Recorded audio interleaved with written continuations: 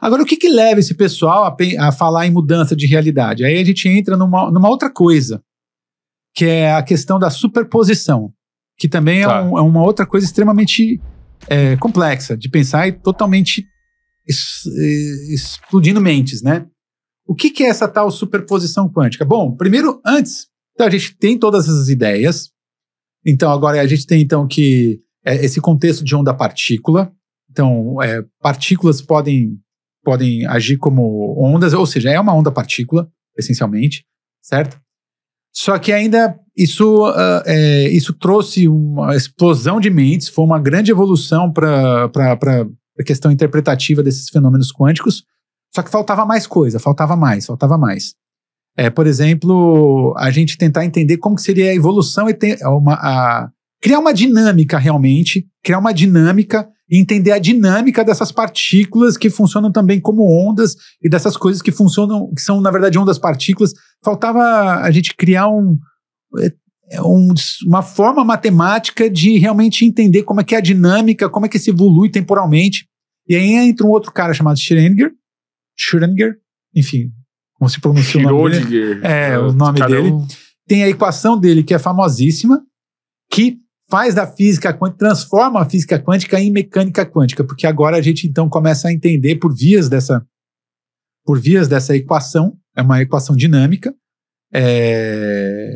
a evolução temporal desses fenômenos todos e tudo mais. Então o que me trazia como solução essa equação de Schrödinger? Que depois essa interpretação só veio com Max Born, que é um outro cara. Mas enfim, traziam, na verdade, ela me traz como solução ondas, funções de ondas. Mas o que são essas funções de onda? São funções de ondas probabilísticas. Tá? O que isso quer dizer? O que isso quer dizer? O que são funções de ondas? Isso é realmente bizarro. Isso é bizarro. Mas traz à luz muita coisa, o entendimento de muita coisa. Então, eu tenho agora uma equação, a gente sabe agora da natureza da partícula, das coisas, e eu tenho uma equação, que é a equação de Schrödinger, certo? Que me traz uma solução, portanto, agora, para a dinâmica dessas coisas que são quânticas, que são funções de onda. Mas no primeiro momento ele não entendeu o que seriam essas funções de onda. Quem percebeu foi Max Born, que ele percebeu que, então, essas funções, eu acho que foi Max Born mesmo, essas funções de onda, na verdade, são funções de ondas probabilísticas. Eu não vou entrar em grandes detalhes matemáticos aqui. O que isso significa? Que ela me dá a probabilidade, as probabilidades associadas à realidade de um sistema físico quântico. Tá? Então, eu tenho um sistema físico quântico, eu tenho um sistema quântico ali, e ele pode se encontrar, aquele sistema físico, em diversos estados físicos. E a cada estado físico ao qual ele pode se encontrar, tem associada uma probabilidade. Uhum. Então, vamos lá. Isso realmente muito explosivo isso. É muito explosivo. Antes que eu faça, vamos lá, olha isso aqui. Antes que eu faça uma medida, então eu tenho um ente quântico, certo? Eu sei que ele é regido, antes que eu faça qualquer medida, ele é regido por uma função de onda probabilística, uma função de onda probabilística. Tá. O que significa, então, que o estado físico... Vamos falar da posição do elétron. Isso é importante. Fica mais fácil. Então, eu tenho um elétron. Eu quero medir a posição do elétron, mas não medi ainda. Antes que eu faça a medida da posição do elétron, eu tenho uma função de probabilidades que me diz a probabilidade dele se encontrar em tais posições, em infinitas posições, dentro da região onde ele pode ocupar. Tá, ele tem regiões mais prováveis e outras menos prováveis. Existem regiões mais prováveis e menos prováveis. Isso antes que eu faça a medida. Tá. Certo? A questão é que a interpretação de Copenhague, que é a mais consolidada dentro da física quântica, diz o seguinte, que antes que eu faça a medida da evolução desse elétron, quando eu digo que ele tem uma probabilidade de estar em diversas posições diferentes, eu estou dizendo o seguinte, que ele está em todas as posições. Ele está ocupando todas essas posições ao mesmo tempo. Mas por que ele diz isso? É uma questão interpretativa. Mas olha, deixa eu fazer uma analogia que talvez simplifique. Quando tu não tá aqui em casa, tu sabe que eu tô em casa. Mas tu não sabe em que cômodo eu tô. Perfeita essa analogia. Mas aí tu tem... Então, antes que eu faça a medida que seria abrir a porta... É como se eu estivesse em todos os cômodos. Antes de eu abrir a porta, você está em todos os cômodos. Mas aí tu olha, é meio-dia, tem uma chance maior dele estar na cozinha pra almoçar. Tem probabilidades. Tem probabilidades de você estar em qualquer cômodo. Só que quando que eu faço a medida? Quando eu abro a porta. Eu abri a porta, eu vou te encontrar numa posição. E a gente diz então que quando eu faço a medida, a onda colapsa a uma única dessas probabilidades que determina a realidade. Mas observável. Mas por que é necessária essa interpretação? Vamos supor, se tu chegar em casa, chegar aqui em diferentes dias, diferentes horários, tu vai uma hora chegar numa equação que determina aonde eu estou na casa e tem regiões mais prováveis e regiões menos prováveis. Mas se tu acompanhar a minha movimentação, tu vai ver que ela existe. Tu não consegue acompanhar a posição de um elétron e ver, ele passa tanto tempo em tal posição, tanto tempo em tal posição. Por que é importante essa interpretação? Primeiro, como eu falei, é uma interpretação. É uma interpretação. É porque, na verdade, se você for analisar, eu não posso descartar nenhuma probabilidade associada ao estado físico associada à posição desse elétron antes de fazer a medida dele. Porque ele pode estar, tem 1% de chance de eu estar no sótão. Então eu vou trabalhar com todas essas possibilidades. Tá. Eu posso estar no sótão, eventualmente. Você pode estar no sótão, eu tenho que trabalhar com todas essas possibilidades. Então eu vou carregar isso, eu vou trabalhar com isso. Quando eu fizer uma medida, de fato, quando eu vou lá, vou usar então agora um aparato e fizer a medida, todas essas probabilidades vão colapsar em uma única probabilidade. Em uma daquelas possibilidades, ou seja, por isso que a gente diz que a onda colapsa. Na verdade, ela vai a uma única probabilidade que me confere aquilo que nós chamamos de realidade, que é aquilo que foi, de fato, observado.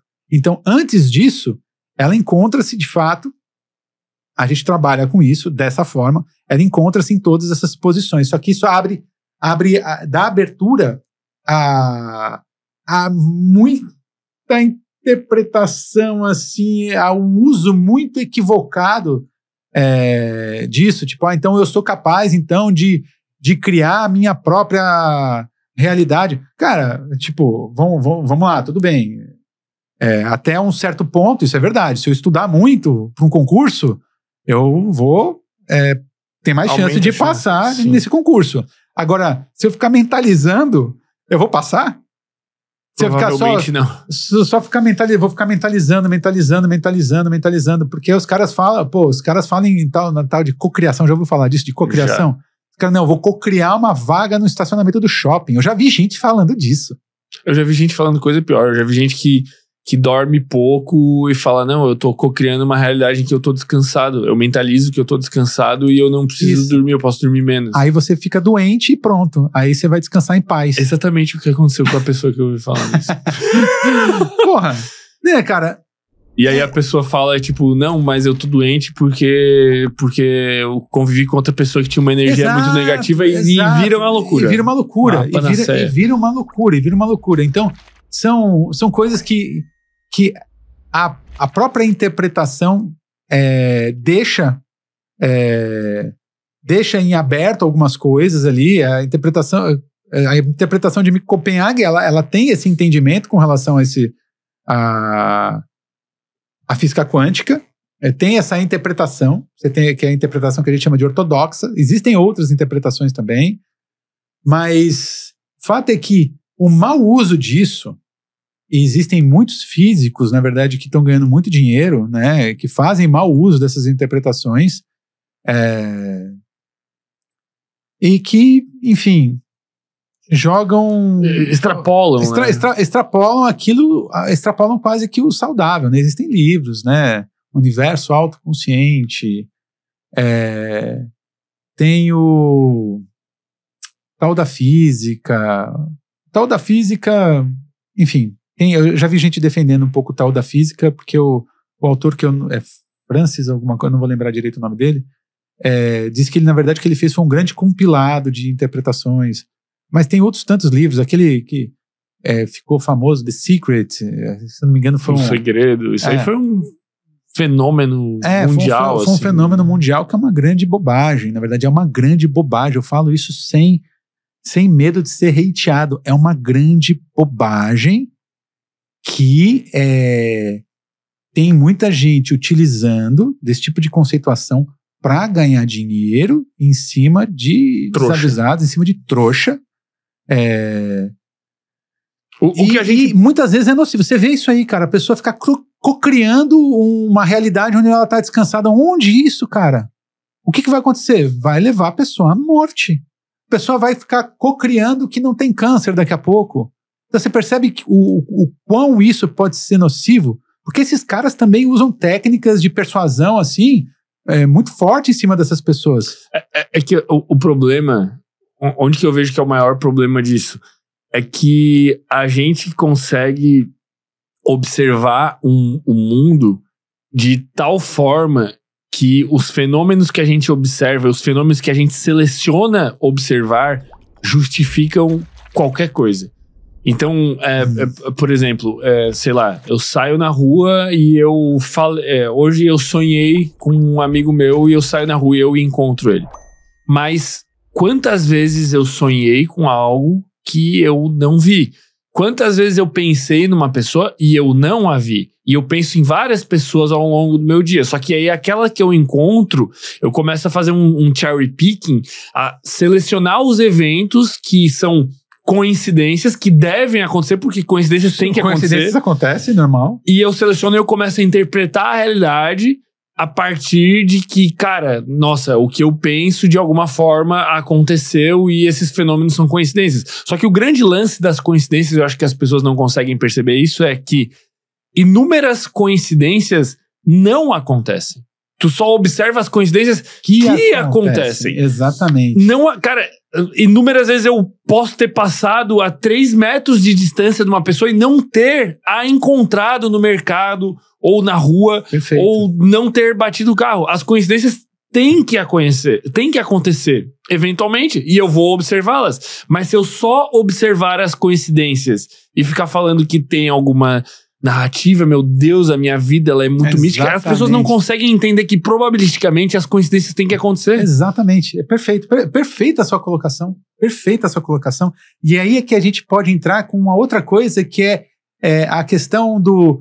Cara, a tua experiência pessoal, ela não dita a regra, não dita regras à natureza. E é isso. A tua experiência pessoal não dita regras à natureza. Não é porque ocorre determinada coincidência e que então agora aquilo virou lei, porque aquilo me tocou o coração. O problema esse é o grande ponto. Porque toca a pessoa, então a pessoa fica tocada com aquilo e ela imputa aquilo uma realidade o qual não condiz com os fatos, né? E a importância nesse sentido da ciência, né? E do método científico, qual que é a função disso tudo? É tentar trazer à luz a realidade, as nossas capacidades de compreensão aquilo. Só que daí a pessoa extrapola e ela diz assim, não, porque nem a física quântica explica o que acontece. Então o meu olhar cria o mundo e é isso. Exatamente. Agora, por exemplo, fazendo uma outra associação que nem tem a ver com física quântica, o pessoal não sei se você reparou aí, mas tem muita gente falando, esse período aqui tá caindo muito mais aviões. Tá caindo muito mais aviões, né? Tá acontecendo alguma coisa que tá relacionada ao campo magnético da Terra. É o Mercúrio retrógrado. Mercúrio retrógrado. Eu fiz até um vídeo já sobre isso aí. É o Mercúrio retrógrado. Não, fazem, sabe, umas associações, cara. E aí, tipo, a gente tá num período onde estão sendo, não que estão caindo mais, estão sendo noticiados mais quedas de avião. Estão sendo noticiados mais por alguma razão, enfim, por uma questão de comoção, às vezes. O próprio viés da negatividade, né, para explorar as notícias. Exatamente, viés da negatividade, porque isso dá clique, né? Isso dá clique. Então, aí eu vou associar qualquer outro fenômeno, por exemplo, o fato do Mercúrio estar retrógrado nesse período, então eu vou assim, não, é por conta do Mercúrio retrógrado. Muito louco esse papo, né? Dá uma olhada no nosso canal, cara. A gente já teve com um neurocientista, psicólogo, médico, psiquiatra, filósofo, astrólogo. Tenho certeza que tu vai gostar.